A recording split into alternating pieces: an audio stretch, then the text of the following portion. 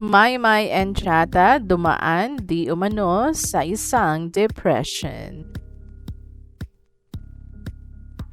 Hello showbiz aficionados, please subscribe and click the notification bell for more celebrity updates. Tara, chikahan na!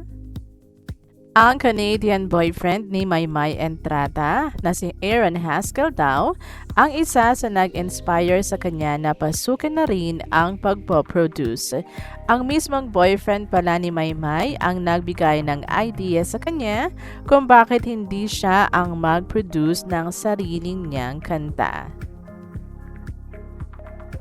Kaya ang bago niyang single ngayon, ang Tada Mahigugma, ay produce na rin niya. May naging revelasyon din si Maymay sa naging guesting niya sa isang YouTube podcast na dumaan pala siya sa depression noong 2021 bago siya magsimula ng singing career. Kaya raw ang mga kanta niya simula sa hit na Ama Kabugera ay may connect sa kung ano ang state ng puso niya. Ayon sa kanya, noong time na yon na-diagnose po ako ng depression. Tapos sabi nila, okay, alam naman namin kung ano ang gagawin naming kanta. Yun po ang Ama Kabugera. Kaya yung Ama Kabugera po, mensahe rin po yun para sa akin din. Wala raw kinalaman ang nangyaring pandemic sa pagkakaroon ng depression.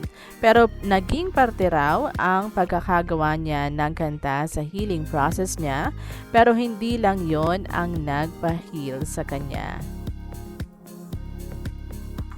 Naitanong din kay Maymay kung paano niya hinahandle ang mga fan nila ni Edward Barber na kahit nagso-solo na sila, marami pa rin ang umaasa na magsama sila. Pantasya rin ng iba na maging sila. Ayon sa kanya, tuloy-tuloy pa rin naman po ang pasasalamat ko pero hindi na po kailangan na parang in general na po ang pagpapasalamat ko para hindi po magkagulo. Pero talagang forever grateful po ako sa kanila. Pero imposible na talaga silang magkasama. Hindi ko po alam, sabi lang niya. Sa ngayon, bukod sa kanyang recording career, nagbabalik na rin sa pag-aarte si Maymay. Hindi lang niya ma-reveal pa ang detalye pero nakapag-shoot na raw siya ng bagong teleserye. May natapos din siyang reality show na maaaring abangan ng mga fans.